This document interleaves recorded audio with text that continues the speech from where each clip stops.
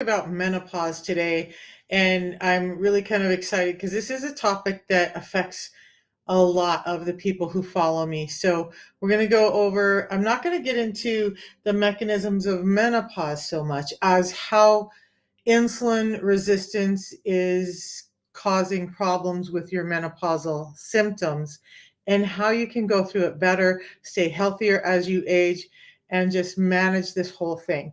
Because there's a huge link between insulin resistance and even menopause. So, we're going to dive in and go over all of that today. But I wanted to stop and say thank you because when you guys ask me these questions and ask me to go over stuff, it gives me an opportunity to learn. And I'm like, a learner. That's my gig. So thank you guys for investing in the time with me and allowing me to share the information I find with you. So I want to start off with those of you who are new to me. I'm not a physician or a dietitian or a scientist. I'm just a normal woman, a normal person like everyone else out there. I suffered with a number of disorders and problems that doctors were just not able to figure out. And many doctors had just kind of given up on me and said that there was nothing that they could do to help me. And I know that I am not the only one because I worked in medical and I saw it happening to other people too. So that's part of why I'm here doing this today. In the end, we're going to talk about how to help your insulin resistance, what I did to help mine, what I did to get my life back and start to feel like I had hope again. So let's dive in. Good morning, Blessed Barbie. So you guys, I love when you ask questions. I do, forewarning, I have ADHD. I get off track a little easily. So some people have been kind enough to say, can we go back to talking about this? Please feel free to do that with me. Just tell me what you need to hear because that's what's the most important thing. Once I figured out what was I doing, how long did it take me to get rid of my symptoms?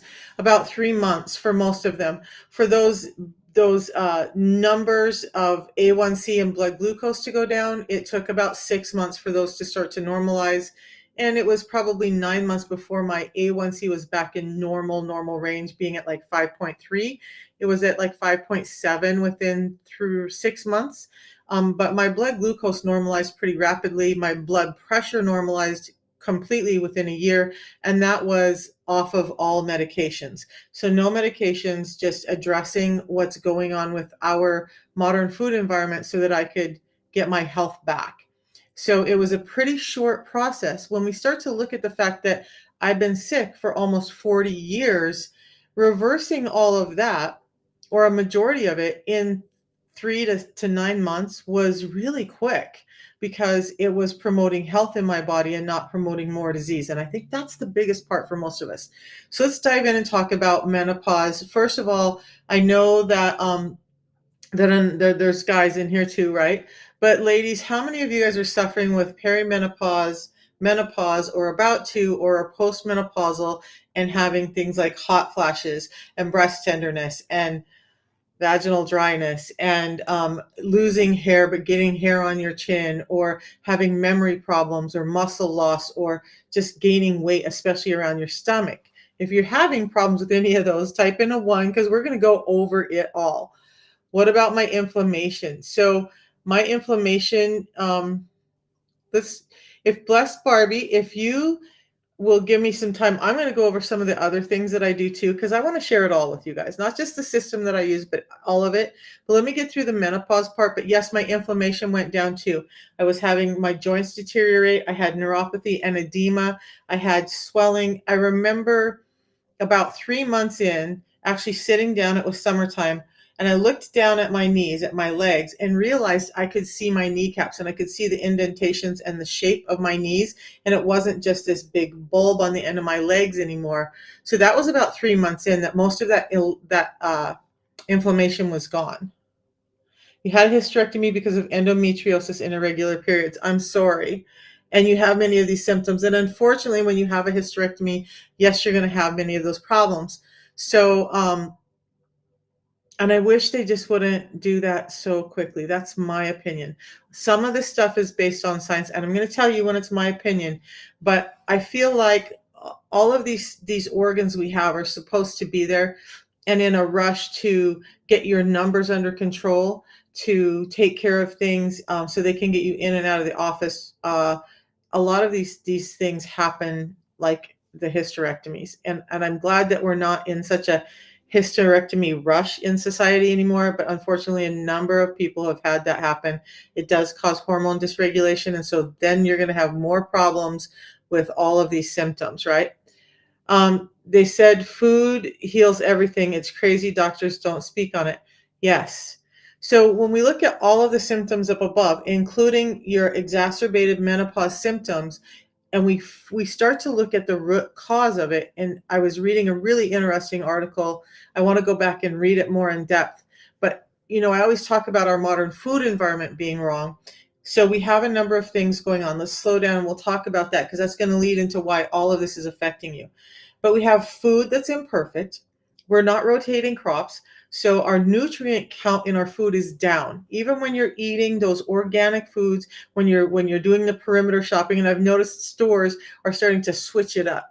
So it's no longer the perimeter shopping, right? They've kind of mixed stuff up in a lot of the stores I go into, where it's no longer produce and all the stuff around the outside. They kind of push it towards a little bit towards the inside to force you to go in and buy the other foods. But even in those raw organic foods, between the crops not being rotated, nutrients, micronutrients being reduced by some of them by 50% in our foods, and then genetically modified foods that are no longer look like I'm going to be 60 in a week. I grew up on a small North Idaho farm. We grew our own food. I remember what that food looked like, and it did not look like the food we get in the grocery stores today, right? Yeah. So the food we have today, just bottom line, we all got to understand the food we have today, even when we think we're doing the best thing we can for our body, we're not getting the same quality, the same micronutrients, so vitamins, minerals, fibers, all of that in our food that we used to get 50 years ago. So you have to eat. And one of the best things I heard somebody say, or in one of the papers I was reading, was, there are so many of us, and I have been a little bit guilty of this too. So I want to clarify, when I talk about people eating the way you eat, I'm talking about you eating the foods you love, um, but looking at them a little differently. So there's a lot of information we're going to go over, but you cannot fix a dietary disorder by using medications. Okay. And if you don't change the diet that you're eating, you're still going to have the dietary disorder, right? So the truth is that we're eating foods that are converting into carbohydrates much quicker than they're meant to be. So a lot of people will jump in and say, just do carnivore. And that's great for people whose genetics lean them to eating carnivore, but not everybody does. So I want to talk to everyone and not just a small section of people. Do I believe carnivore can help people? I'm starting to believe that the more research I do. But I also believe that there are certain people who would not thrive on that. I did veganism for a while, for a long while, and I just was not thriving. I wasn't building muscle. My energy levels were down. Crazy, right? That's because of my genetics. So your body will amazingly maintain its own alkalinity and acidity, because there's certain parts of your body that need to be very acidic, like your gut mucosa, and then there are parts of your body that need to be very alkaline. So the whole thing with alkalinity gets really convoluted. Um, and that's not something that I really dive into a lot because I'm really not versed on it. So I don't want to misspeak on that. But what I do hear from all the papers and stuff I'm reading is the doctors are talking about this whole push towards the alkaline acidic thing is not really helpful. What we really need to pay attention to is the building blocks that we have that are causing us to be too inflamed or or or not, and that has to do with the sugars and the way that we're eating our food. So some people will say, no, it's not the sugars, but yes, it is the sugars. It's how we're eating, and it's converting into the sugars in our body. We've got to understand that. So are we going to get rid of sugars? No. Hang out for a little bit, because I did some calculations. I had somebody ask about the fat to protein ratio, and so I did some calculations. You guys, it's confusing out there. It's really confusing out there when we're talking about our diets and what's going to happen and what's going to help us. It gets super confusing because there's all kinds of information. So what I'm going to give you today is what I understand is like the middle of the road, the best way we can start to become insulin sensitive and take care of this. So let's go back to some of these questions. The system I use has helped a number of type 1 diabetics, and we're going to go over why. But you're suffering from the same type of insulin resistance that we are when you're injecting too much insulin as a result of the food you're eating spiking your blood glucose and you needing that insulin in your body. So, a type 1 diabetic, through the injections or the pump, can become insulin resistant when there's too much insulin needed to control the sugars. Absolutely. So the system that I do has helped a number of type 1 diabetics, including a family member of mine who almost lost their life to type 1 diabetes a couple of years ago, has helped them with cravings and their sugar regulation, and as a result, the amount of insulin that they need to use. I also have a type 1 diabetic child who, I think he's like 13 now, started when he was about 10, was able to lose over 40 pounds, and get his load of insulin down, what he was having to inject, both his long acting and his quick acting, and just has better life overall. So, yes, it does help type 1 diabetes. Um, you hate when levels go high or way too high, right? Yes. Lupus is very directly linked to insulin resistance. And on my webpage, there's a story of a woman. You guys, I can't put all the stories in there, right? It would just, so I have a smattering, a small sampling of stories. But there's a woman with lupus, and I believe in that story, I haven't looked at it for a while. She was in the hospital, and there was a picture. Her sister brought her the fiber part of what I do and said, please try this. And so she started doing it and started getting her insulin resistance under control with just one step of the system that we use now. And 6 years later, she was a physical trainer. She was in the best shape of her life, and she had better energy levels, and her lupus seemed to be in remission. So taking care of the insulin resistance for her really helped her lupus. And I've seen that with a number of people. Some people with lupus, because you've been told that there's nothing you can do and that you're always going to be this way, are really resistant to hearing the good news that there may be something that helps. And so if you have lupus and that's what you're asking me about, look at when I get to the part about the system I use, it has a 90-day money back guarantee. So I want to ask you with lupus, if you, because I know I have a client who's also a partner who has lupus and she suffers, but she's doing much better.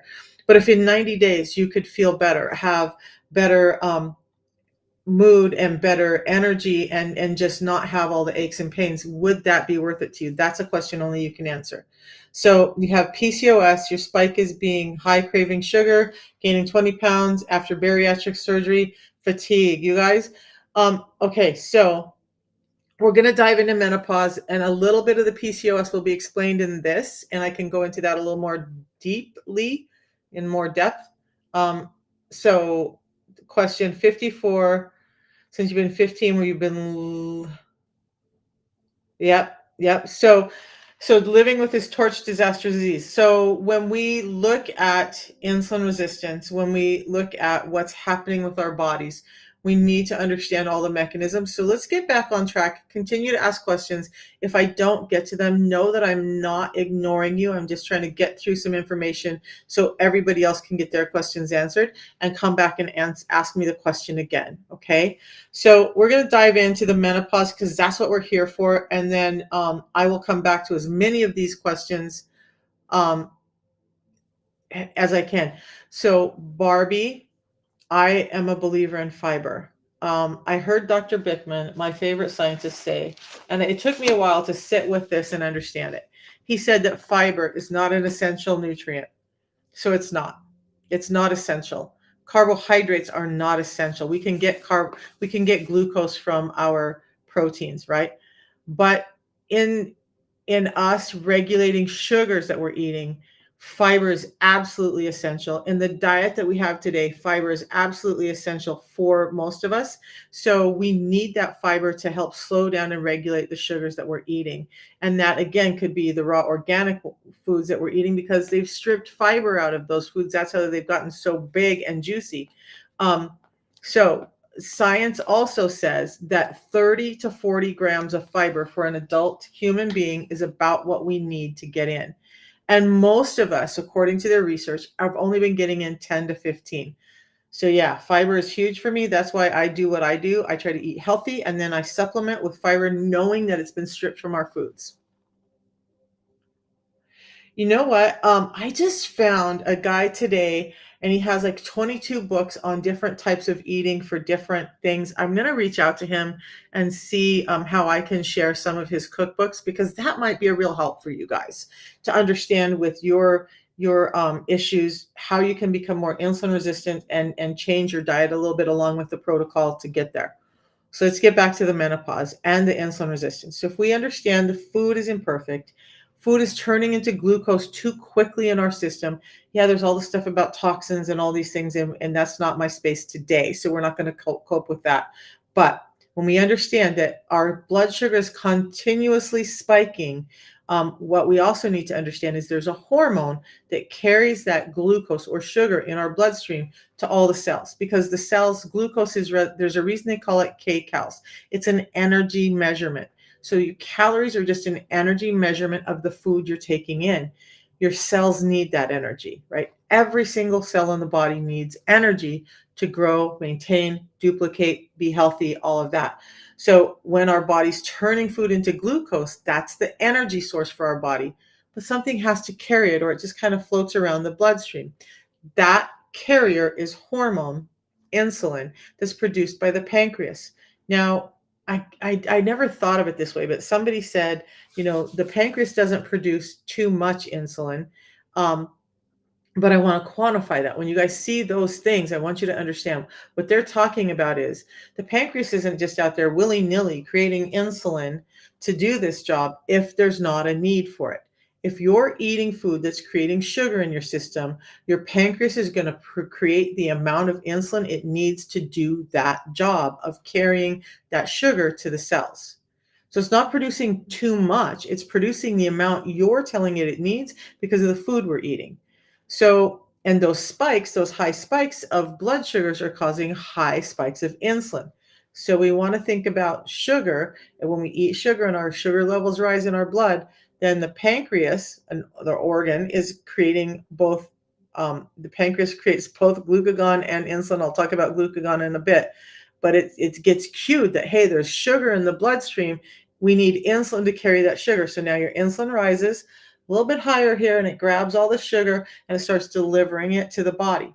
Sounds like a great deal, right? And in a perfect body, in a perfect diet, in a perfect world, all of that works amazing, and we're healthy and we're lean and we're not having brain fog or energy issues or weight gain issues or joint problems and all that stuff. So the problem is that the sugar is spiking the insulin, and it's how we eat, how much we eat, how often we eat. That's also a part of it. So, how many of you guys type a one in if you guys have heard that you should eat every 2 hours to keep your metabolism going?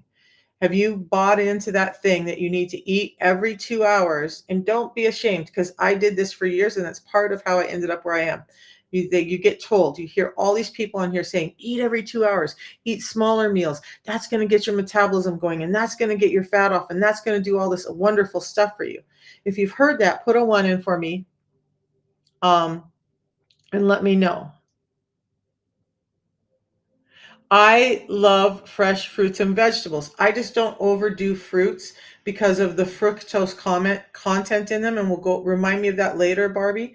Um, because the fructose has another whole thing going on. So even in the fruits and vegetables we eat, even in the fruits and vegetables we eat, they've been genetically modified. Even in the ones where you go and you say organic, that doesn't mean that they haven't been genetically modified. And they're very, very different from heirloom foods that are dense in nutrients, dense in fibers, and it's just all changed. So we're not getting the right fiber for the amount of sugar. Fructose is one type of sugar, and we'll talk about it in a little bit. Yeah. Oh my gosh. So, and you guys, thank you for answering that. So it's crazy to me how many diabetic nutritionists are teaching people to pump sugar in their system when their blood glucose drops, to eat every 2 hours, to have, fruit juice or something to keep their blood sugar stable. Now science is showing that that's absolutely impossibly imperfect. And we have a number of ladies who used to be diabetic educators and pushed those drugs like Ozempic and the insulin shots and all of that 2 diabetics, and they're now like, oh my gosh, that's the most dangerous and horrible things we could have done to people. And Dr. Bickman talks about that as well. So let's talk about why that's imperfect, because that's going to lead into the menopause stuff too, especially as we get older. They're telling you to eat smaller meals, right? To do this, keep your energy levels normal. So when you eat, you're creating glucose in your system. In about 2 hours, that glucose level is going to peak, right? It takes about 4 hours for the glucose levels to drop back down. So during that time, you have insulin to carry that glucose around.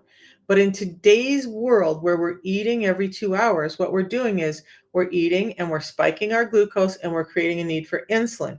Just when that glucose spikes, you're eating again. And now you're going to have in 2 hours later, instead of your blood glucose going down, it has another spike. So insulin says, okay, I get this gig. I get what we're doing, and I'm going to stay right here. I'm going to stay right here high so that I can take care of it, because you're going to eat again in 2 hours. You're going to need me here. So I'm going to stay high. And you're not ever allowing that insulin to drop down. Now, with some intermittent fasting and some longer windows between food, what happens is as that blood glucose drops, the insulin level, depending on how high it is, could be about 8 hours before it drops down. And why is that important? Insulin is a hormone of growth. Of course, your body wants to prioritize it, because otherwise you're just going to waste away no matter what you eat, and you're going to not last very long. So your body's protecting itself by prioritizing the growth hormone in it, which is insulin. So when insulin is in your body, you cannot break down fat, you cannot burn up stuff. So you're not breaking down or burning fat, you're encouraging fat storage. So in order to get your metabolism working, what that means is in everything, if we look in everything in life, there's two sides, right? There's a balance. It's never just one thing and that's it. There's always a balance to everything. The balance to insulin is glucagon. It's the other hormone in your metabolism. Glucagon likes to burn fat for fuel. When glucagon is out, you're allowed to start getting rid of junk cells and cleaning your body up a little, because it's a spender. It wants to get rid of that stuff. It wants to clean up that hoarder house and make room for the new good stuff in it.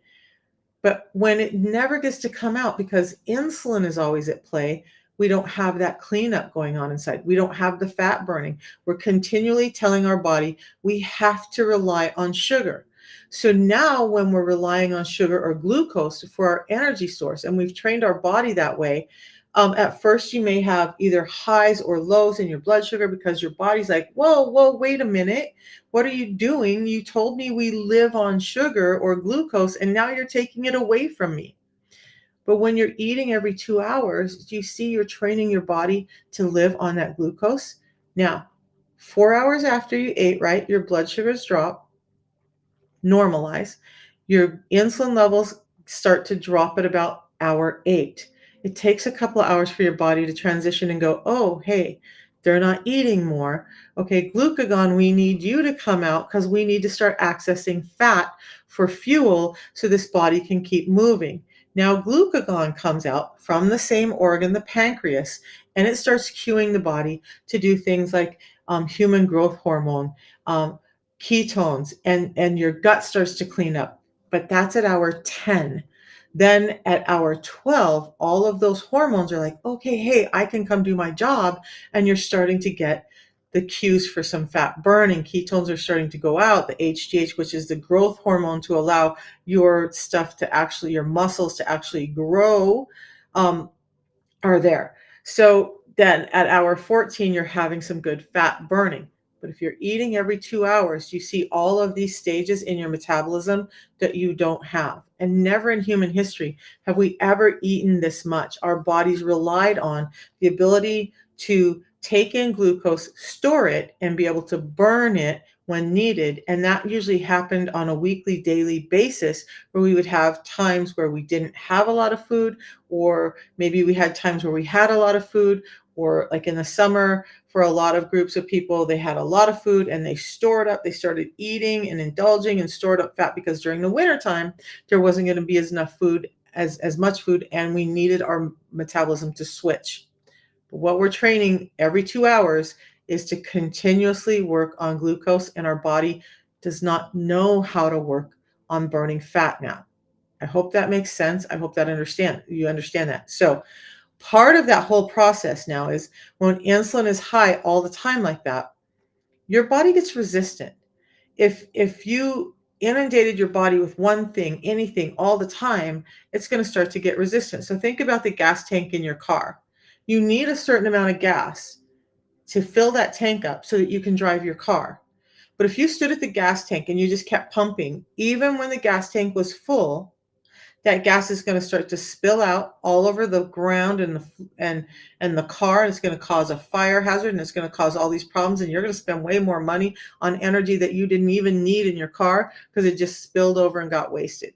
Okay, so insulin in your body, when it's too high, is causing a resistance in your cells because they're just like, I've had it. You brought energy to me. I have everything I need. I don't need you anymore. And the receptors to insulin, which is just carrying the sugar, gets shut down. So now some of the cells aren't taking in the sugar. Some of them are like, I can't deal with you anymore. Some of them are like, woohoo, let's party. And they're taking up too much. And I can go over what some of those cells are in a little bit. But one of those cells that takes up more of the insulin when everything else seems to be resistant to it is your storage unit or your fat cells. So then you start to gain fat. You're in an insulin resistant brain, your brain is cueing you to store more brown fat in your belly. So ladies, if you're in menopause and your belly's starting to poke out, that's a cue that you're insulin resistant. And I have another calculation. I love calculations, right? I'll do a video on this one too, so don't worry about finding it later. You'll find it later because I'll do a video and we'll post it in the how to tell section on my TikTok. But we'll go over that calculation in a bit. So when the fat cells get to a point where they're insulin resistant, because they want to be preserved too, they're doing a good job of storing what you need for later. But when their storage unit is full and they need to close the door, now that sugar is spilling back out into your bloodstream. Now your A1C is going up and your blood glucose is going up and your lipids are going up. But you've had a problem for a long time.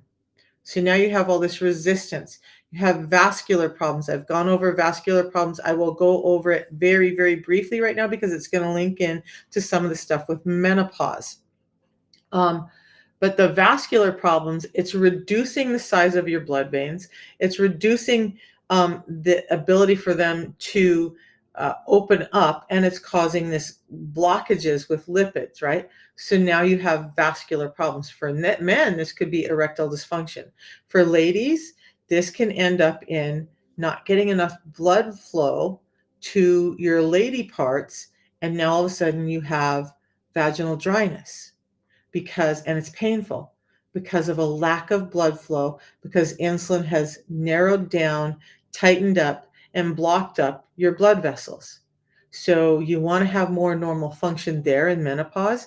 Got to start addressing the insulin resistance and allow that vascularity to open back up. Let me see if there's any other. What are we supposed to eat to get better? I'm going to talk about that. I, you know what? There are vitamin deficiency problems. So, a couple of the vitamins that we can be really deficient in, and I want to stay on track though, especially, and remember, I'm going to stick to insulin resistance. That's my gig. I'm not a doctor or a scientist. I'm just a woman trying to help out with this thing called insulin resistance. But magnesium and vitamin D, most of us are very deficient in vitamin D, which is an essential vitamin that we need. We're not getting enough sunlight. We're trapped inside all day, and vitamin D is created when we get sunlight. But it also affects our metabolism, and so does magnesium. So those are two that we're very deficient in. And all of that can cause a dysregulation of other vitamins within the body. Plus, like I said, our food is deficient because of not rotating crops and genetic mutations and all of that. So vitamin deficiencies are real as well, but can I tell you that your body is not receptive to being able to use all of that when you're insulin resistant. There are some things you need to do, like vitamin D and magnesium are super important with insulin resistance and metabolism. Okay, so back to menopause. We talked about a little bit about vaginal dryness. You can also be experiencing hot flashes, right? So hot flashes can happen, insulin resistance through this dysfunction, this imbalance in your body starts to cause inflammation. And it can especially cause inflammation in your gut by causing dysbiosis. Dysbiosis means you have more negative gut flora than you have positive. Now you have an inflammatory system. That inflammatory system can cause autoimmune diseases and other issues, but it can also cause you to experience hot flashes and even chills. So, inflammation caused by insulin resistance could be exacerbating some of those menopausal symptoms. Again, another reason why you want to start taking care of the insulin resistance. You'll see a relief. The ladies, there was a paper that I read that women who had severe hot flashes were like a greater percentage more likely to be insulin resistant or have diabetes than the women who were not experiencing severe hot flashes during menopause. So if you're having really bad hot flashes, that could be one cue that you're having a hormonal imbalance. And part of those hormones, again, is insulin. So you could be having some insulin dysregulation problems that are exacerbating those hot flashes and those body temperature changes. So that's another cue. So I have some notes over here because I believe it or not, I can't remember it all off the top of my head, especially when I want to talk about it. So, and irregular periods. We've talked about irregular periods before. So this is going to lead into PCOS, just small because PCOS isn't the topic today. But through the resistance to insulin in your ovaries, ladies, there's an enzyme put out called aromatase. That aromatase is taking testosterone and converting it into estrogen. So one thing that you might want to know is that all of your like your estrogens and progesterones all come from androgens, things like testosterone. The ovaries, by producing aromatase, allows that testosterone to be converted into estrogen at the proper times. In menopause, you're starting to have irregular periods because you're having a lowering of hormones, both testosterone and the conversion into estrogen. And with insulin resistance added to that picture, which it builds as we get older, you're having less testosterone, and now you're having less ability to convert that testosterone into estrogens, and now your body's starting to shut down that ovarian factory. So you're having that lessened regularity in periods just before menopause, and part of it can be done attributed to some insulin resistance. If that's really irregular and painful, that could be some insulin resistance. We talked about mood problems. Um, Sleep disturbances in menopause. So cortisol levels are going up, your sex hormones are going down, and both of those things can cause some more insulin resistance. So as we've eaten improper foods or imperfect foods all of our lives, and we've had all these medications and traumas through surgeries and accidents and physical, emotional traumas all start to increase insulin levels in our body and cortisol. So you maybe are not getting enough sleep and you've built that in your body. Now your cortisol levels are a little raised all the time, and that's causing an increase in insulin, and insulin is causing an increase in your cortisol. Now you're having problems sleeping. Plus, you're gaining weight and you're getting visceral fat, especially if you have that fat around your tummy. Now you're having problems breathing when you're sleeping, and now you just can't sleep well. And now you have some insulin resistance going on in your brain. So you're not getting proper cues of especially dopamine, but serotonin in your brain. And neural pathways are misfunctioning because of insulin resistance. So the firing isn't proper in your brain. You start to feel like you're losing your memory, you're losing your mind a little bit. Things just don't make sense like they used to. And women, especially, this happens more in women than in men. Um, so I read a paper that said before age 50, women have better access to their mental faculty than men, but at about age 50, that flips. So now men are retaining more of their mental faculty, but because of menopause and some of these other things, women's starts to drop. Now we start to have depression and brain fog and anxiety and stuff going on. And the men in our lives are like, what happened to this woman who just like knew everything and had it under control? She can't remember anything. She forgets stuff all the times. She's moody. She's whatever. It's happening in your brain and it's not your fault. But we got to understand that insulin resistance is causing more problems with that. So if we want to start to ease up that, and I'm talking about this because I suffered with it. I had IQ tests, and I'm not bragging, I'm just like the truth. My IQ was extremely high. And I was always really proud of that. But about the time I hit 50, I started struggling for words. I couldn't remember things. And it still happens a little bit today, right? But I would be in meetings and I wanted to cry because stuff that I should know just wasn't there and I couldn't formulate my thoughts and it was just a struggle. But I started getting my insulin resistance under control and a business partner, we were on a Zoom call and she stopped me and said, "What are you doing?" This was 3 days on the system I'm going to talk about. 3 days. And she said, "What are you doing? You're more clear-minded, you're in a better mood, you're like just have more energy. What have you changed?" And she now does the system too. And all I did was start addressing my insulin resistance by some steps we're going to go over in a minute. So there's that. Then the weight gain and slowed metabolism. I explained a little bit about that earlier. So you're starting to have more and more weight gain. And ladies, there's another thing.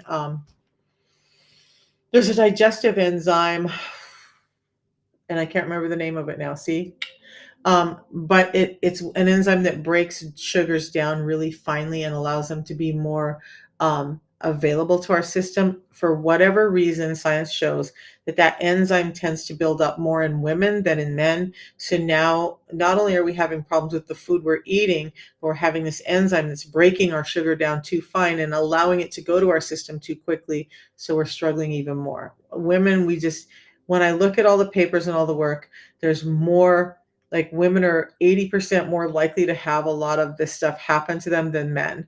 So why do we struggle and why is everything such a big change in menopause? That's part of it. Thinning hair and dry skin. So we're going to talk about proteins, and collagen is a protein, but your body can't take up collagen. And collagen, by the way, even some of your estheticians and stuff are going to let you know, if they're going to be honest with you, collagen isn't absorbed out here. Collagen is absorbed inside. When you have insulin receptor problems, you're not able to utilize that collagen to rebuild your skin. You're having vascular problems, so your skin's just not getting the nutrients, and your skin starts to thin and look wrinkly and crepey and all of that. I'm experiencing some of that. That's going to be normal. You're not going to stop all of it, right? But if you get your insulin resistance under control, so you have vascular normality to your skin and you're able to utilize protein properly, your skin's going to hold up better as you age. And then breast fullness. Okay. You have 6 times more insulin receptors in your breast than anywhere else in your body. So when we're young, you have these firm, perky breasts, and they're ready for reproduction and they're ready to feed children and all of that. As we age and our estrogen and our hormones start to drop, and we have insulin resistance, these cells are not taking up the energy they need, and so your breasts start to sag and drop, and you have less fullness because your tissues aren't getting enough energy to them because of insulin resistance is one of the causes. Okay, so that's most of the stuff with menopause. I hope it helps you understand the links between menopause and insulin resistance and why, as we age, it's even more important to start taking care of insulin resistance. Now, the next big step is, and I've seen some questions, I'm going to scroll back through those in a minute, but the big question is, how do we take care of it, right? So when we understand food is imperfect and we understand that fiber, well, I haven't explained fiber yet. Fiber is the one big thing that's changed in our food that's allowing our food to turn into glucose too quickly, right? So we're eating every 2 hours, we're eating food that's turning into glucose too quickly. And why is it turning into glucose too quickly? Because fiber has been stripped out. And it's not just one type of fiber. Every food has its own type of fiber in it. and the fiber in our food that was there organically, and it's there to help slow down the delivery of that sugar. So nature is pretty tricky, right? If we look at an organic banana, before we modified it and changed it, and even now you'll see those long strandy pieces in banana, that's the leftovers of the fiber that used to naturally be there to help slow down the fructose that you're about to eat from getting into your system. But our bananas used to also have these seeds in them that were huge, like pebbles, like stones. Why? Because it's slowing down as you're eating it. You can't just chomp on those bananas and just ingest all that fructose right away. You're slowed down because you're having to work through those seeds and spit them out. It's slowed down because it has these fibers in it. It has less sugar in it because the density of the banana has more seeds and fibers. That's what our bananas are supposed to be, and they're not, but that's just one food. So, fiber has been stripped out of our foods. Fiber is something that goes through your system. It can clean your gut out. It can act like a broom and sweep out the stuff, all the stuff that's sitting in your intestine, that long, long tract that's holding on to all that food, sometimes for days if it's not a strong intestine. But another type of fiber, so there's two types of fiber. There's insoluble and there's soluble. Insoluble is that long strandy type, and it doesn't soak up water. It doesn't expand, it doesn't do any of that. But when it gets in your system, it starts to mesh and create this like mesh matrix in your gut. That part is what's cleaning your gut out. Okay. The soluble type of fiber soaks up water and it starts to become this gelatin-like mass. It's like a little glob, like I call it, like flubber. So if you remember the Robin Williams movie, if you're old enough to remember that, flubber, and how he started out little and he just kept growing and growing and growing, fiber, soluble fibers will start to do that in your system as it starts to hit all the enzymes as we're eating, especially when it hits your gut. Those enzymes activate that fiber, they soak up some water, and they start to swell up. So how all this works is those insoluble fibers create a matrix. The soluble fibers swell up, but it's kind of a jelly and it doesn't hold together well. But the insoluble fibers hold that jelly together, so it's not just like mushing around. And now you have a matrix, a prophylactic for the sugars and fats you're eating.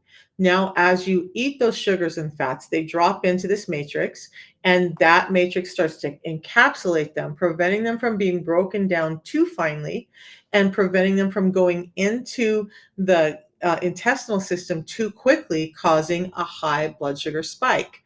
It's not preventing them from being utilized by your system. It's not it's not like you can have fiber and just all the sugar goes away. It's slowing down the delivery. So it's slowing down the spike of blood sugar. And when blood sugar doesn't spike so high, insulin doesn't spike so high either. But we don't have that in our foods because it's been stripped away. And why has it been stripped away? It's been stripped away in part because we've asked for foods that are more juicy and delectable, right? So the food industry complies, but the food industry is smart, and it also says, hey, if we take these fibers out, if we don't have all of this going on and they're going through this blood sugar cycle, they're going to get hungry quicker because those fibers start to fill up. And the other goal is they fill up your gut so that now you're feeling a little full before you even eat, and they're slowing down the delivery of all that food, so you're staying full longer. Your body's not sensing the need for more energy because it's getting a time release type of energy. So fiber is very important, and that's why it's part of the system I use. So I'm going to drop into that right now, and then I'm going to talk about the 6 simple ways you can help your insulin resistance with or without the system that I use. The system greatly helps all of this. And I know a number of people have been able to do it without, but most of us have real lives. So I had already finished my tea this morning. I have a tea that I drink hot every morning. The system goes like this. And I know it gets confusing for some people, but it's simply a tea that I drink in the morning. So 2 products.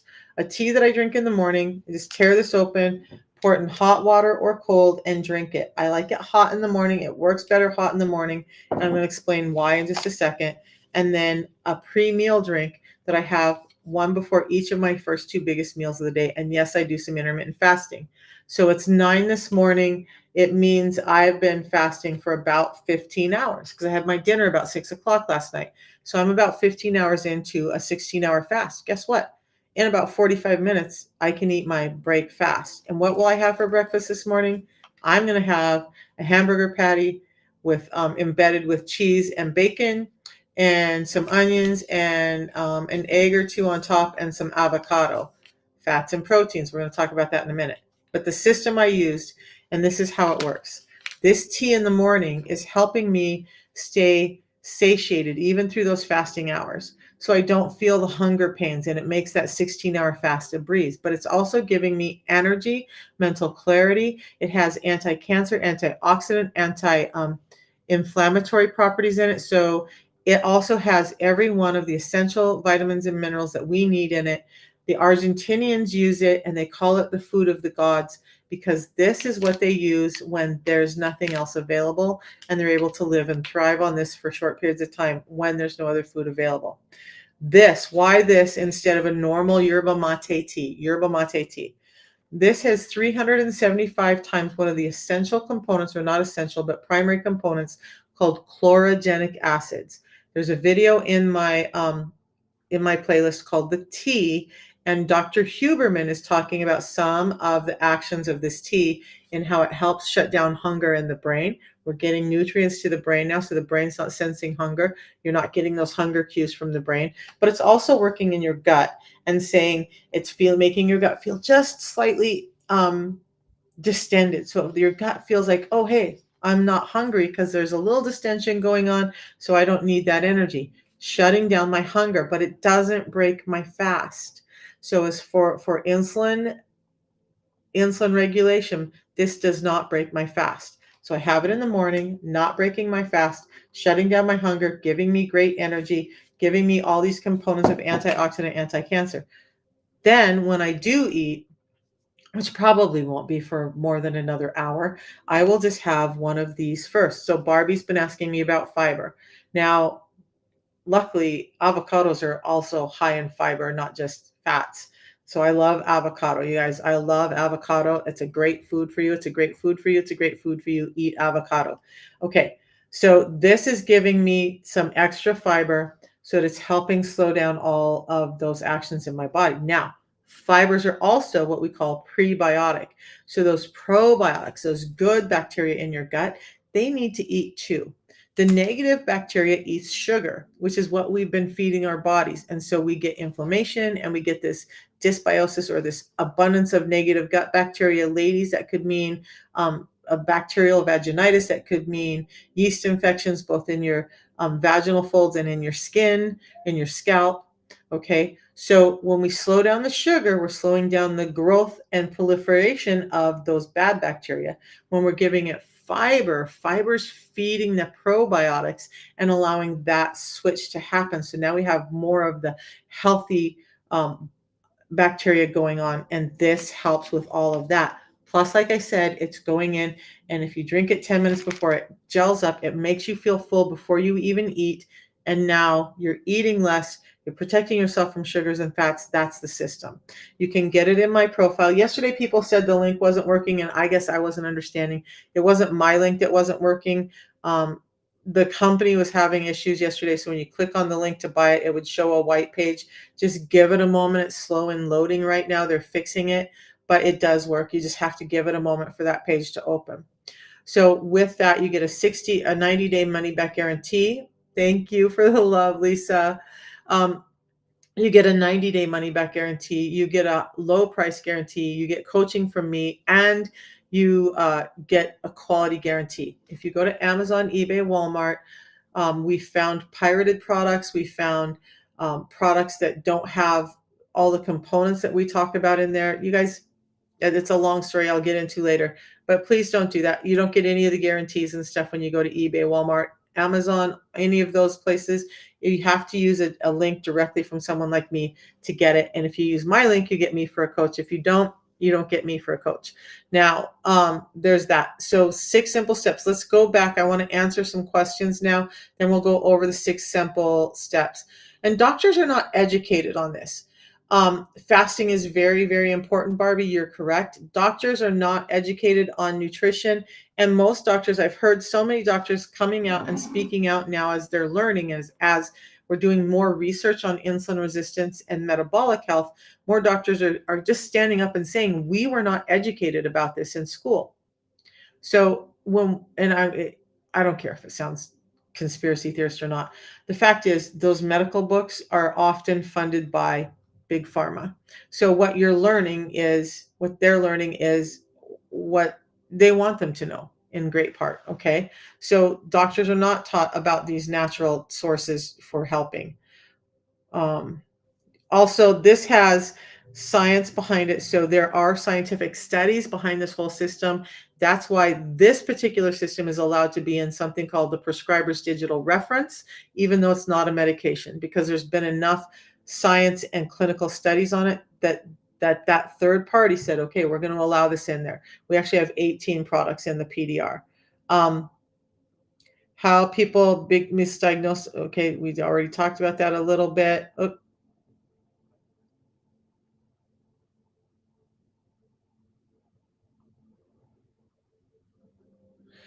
Jasmine, you ordered from me delivery tomorrow. Let me look you up. I'm going to write your name down. Um, let's get on a phone call when that comes in. And you may experience some gas, bloating, and a little bit of constipation. So if you experience that, you've got to up your water intake. You may want to take a gentle laxative at night like aloe to just keep things moving. Insulin resistance causes neuron misfiring, nerve misfiring, even in your gut. So your gut's not used to contracting and doing what it needs to. And now you're adding more fiber. It's not a bad thing. It just means, like, if I haven't done squats in a while, if I were to go do squats, even with just the bar, even body weight squats, in a day or two, my legs are going to be sore because I haven't worked those muscles. That's going to be what happens with your gut. But you get to reach out to me. You should have my number already. And then we will work through everything with you. If you start experiencing things, you text me and we get on a call and we start working through it. You're not going to be left alone. Yeah, take one nutrition class. Exactly. Basic nutrition knowledge is what doctors get, and it is outdated. It's so outdated from what they get under Lynn. Okay, Jasmine. I was going to say I don't remember a Jasmine. I will look for that, and I will get. You didn't get an email or phone number. Let me go check what's going on and see if it's in my back office. Can you message me here on this platform, or just you can text me here. I will go in and see. I just checked again yesterday. You can text me there. Um,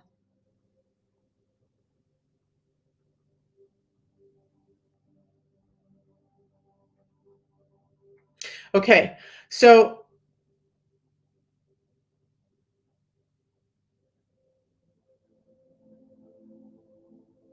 you sent a message to me yesterday. Okay, to this number.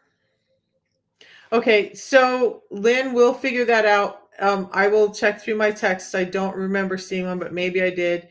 Um, but I want to make sure you're taken care of on TikTok. I haven't looked at my TikTok messages since yesterday morning, so I will go do that, Jasmine. Okay, so any other questions on menopause or how this is all linking? And then the other thing is, what did you guys want me to talk about tomorrow? I know there were some suggestions yesterday, um, but I want to make sure we're covering the things you guys need. Central, okay, we had talked about neuropathy yesterday, or fibromyalgia. Okay, too many notes. Is there something in particular you guys want me to talk about tomorrow? Any of the symptoms up here that you see that you would like me to explain or go over how this is all linking? I love to do this.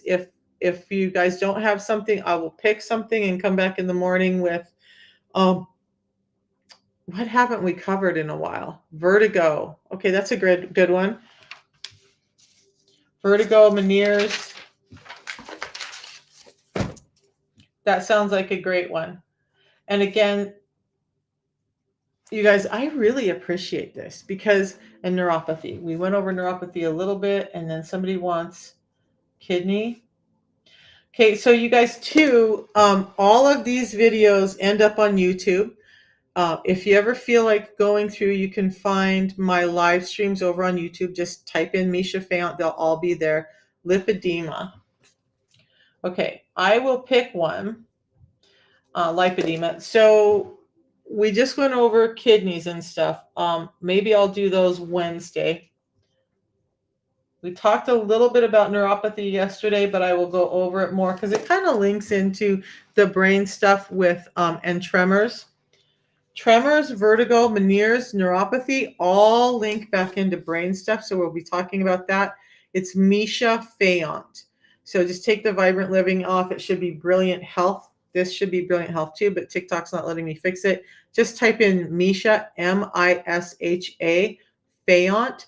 Follow me there. All of these videos end up there for long-term storage, and you'll get all the information again. And then, so psoriasis and skin issues. Okay, so I think what I'm going to do is we're going to go over brain stuff like vertigo, Meniere's,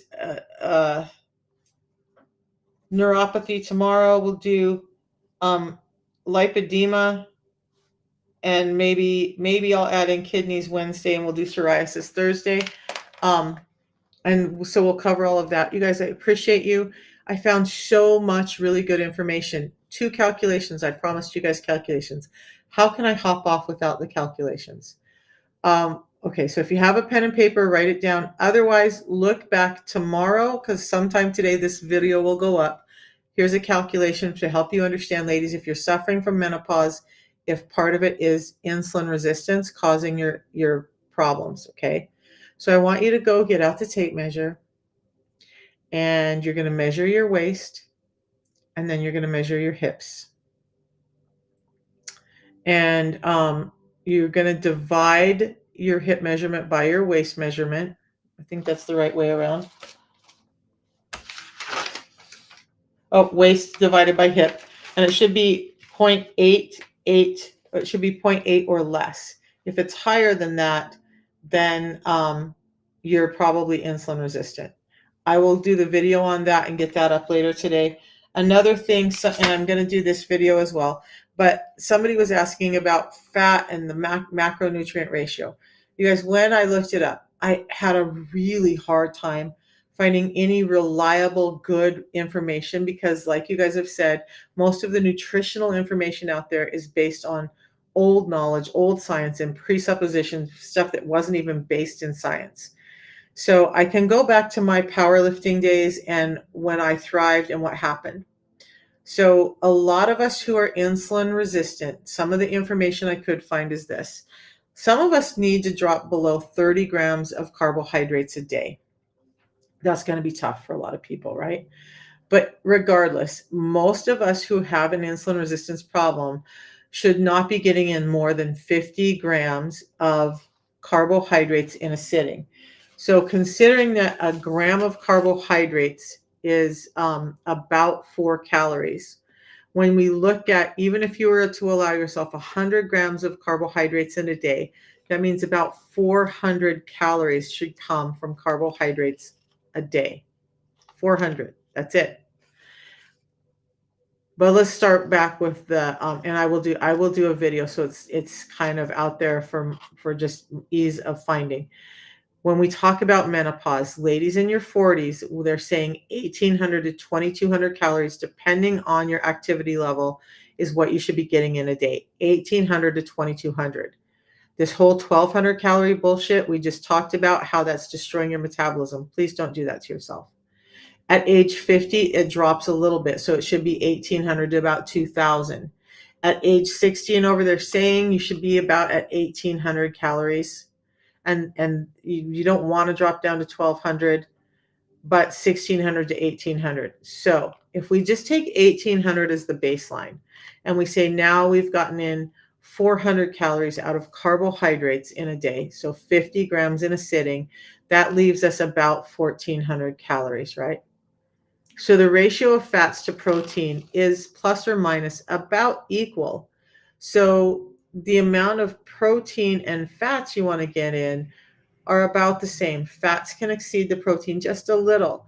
So out of those 1,400 calories left, if you get in about 150 grams of protein, which most of us need, so 1 gram of protein per pound of body weight at your ideal weight. That means about 150 pounds, ladies. That's where we're going to work with.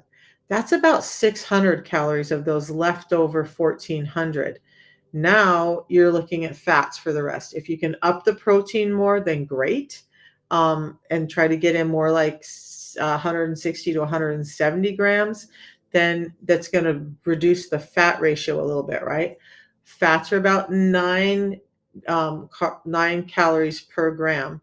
So then you're going to look at the remainder of your calories coming from healthy fats, not trans fats, not necessarily unsaturated fats. The fats I talk about are olive oil, extra virgin olive oil, avocado oil, coconut, butter, ghee, and the animal fats on your meat.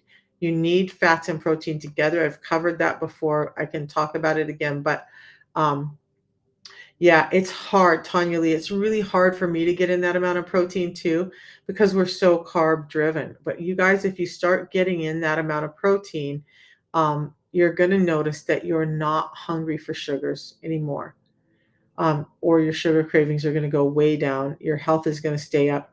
I didn't get to go over muscular issues and menopause, but trust and believe, ladies, after 50 years old, you're losing an amount of muscle and bone density every year, getting nutrients to your body so that you can maintain that and not have those bone fractures and not have the muscle structure that doesn't keep the bone mass strong is super important, and protein is important to that. Also, insulin resistance does affect the nutrients to your bones. Your bones become more brittle. Okay, so getting the insulin resistance under control is going to help you maintain bone density, not bone mass, bone density. Weight bearing exercise will also help with that. I didn't get time to go over the book, and I'm going to have to go here shortly, but there's an ebook in my link. So go to my link up here. You tap on that. If you open that up, the white box that opens up down here, you'll get to my profile, and let's take a look at what that looks like. Um, and then you can get the free ebook with all the 6 simple steps that I go over. So fiber first, prioritize proteins, fill up with fats, limit your carbs, um, do some intermittent fasting, and move your body. Those are the 6 things that I say, based on the research I've done, that you should do to keep yourself insulin sensitive. And I shouldn't say I say, the research and the studies I've done put all of that together. But that's a little ebook that you can read, short, that just tells you why and helps you be able to refer back to that. Until a pattern is built for me, I feel like I have to have things written down so I can find it again. And I know there's others out there like that too. So you guys, when you get to my profile, it's going to look a little something like this. Um, well, that's cray. Okay. All the glare on my phone. Okay, so you'll see my picture, red lights. There's the link you're going to click on. When that link opens up, it's going to look like this. So there's all of this stuff. Here's where you're going to get the system. Give it time. They're working on the website. There is my website, which there are some stories and stuff in there, a lot more information. You just want to take time with it. Go read that. I encourage it. And then here's the ebook for the 6 simple steps. Also, if you need to contact me, there's where you contact me right there. Okay. All right. And yeah, I just noticed this, how I make money, and you can too. I don't talk about that often enough, but here's the thing. I have changed my life in how I make money. And if you're interested in that part, there's that opportunity too. Just ask me. It's super simple. And I have a number of people who've changed their lives by just sharing this good news with everyone else. So we'll see you in the morning. We'll talk about those brain things, vertigo, Meniere's, and a few other things. So let's start helping you guys understand how you can more easily than ever get healthy. And it's not medications. I don't take any medications. And you guess it's a no, Mona. I didn't see your question. So your son had H. pylori a couple of years ago, stomach issues. Since can this help? I think I answered that yesterday, and I haven't had time to research enough about the H. pylori. So in my short answer, um, I feel like the immune system and inflammation and infections all in the gut really start with this dysbiosis. Can helping your gut microbiome help with a number of those things? I say yes, but let me do some research. I spent so much time on the menopause stuff and getting more information on that and calculations. I honestly didn't have time to get into H. pylori yesterday, but it's on my list and I will get you a better answer for that. It has a 90-day money back guarantee, and if it helps get his gut balanced again, I would say yes to that. Am I going to promise you that it's going to fix all of his issues as a result of the H. pylori? I cannot do that. Okay, so I hope that answers it, and I'm sorry that I missed that question. I did not see it. So I never intend to miss people's questions. Okay, so Tanya Lee, let's talk about the protein really quick too. What I ended up doing, you guys, I know I say 2 meals a day. Sometimes I do have to supplement with a protein shake and I double up the protein. So I'm getting about 40 grams in that. And then the rest of it, there's a reason I'm having like a hamburger patty, good red meat, and it's not lean meat. It's like the full fat meat with eggs and bacon and cheese this morning. That's a lot of protein. That will get me to over 50 grams of protein in this morning meal. So if you're struggling to get that in, you may have to break it down into 3 meals, but keep it to 8 hours and eat every 4 hours with no snacking in between. So maybe one of them, though, maybe you have a big meal in the beginning of the 8 hours, maybe you have a big meal in the end of the 8 hours, and maybe you utilize a protein supplement in the middle at the 4 hour point to get that extra protein in. As we get older,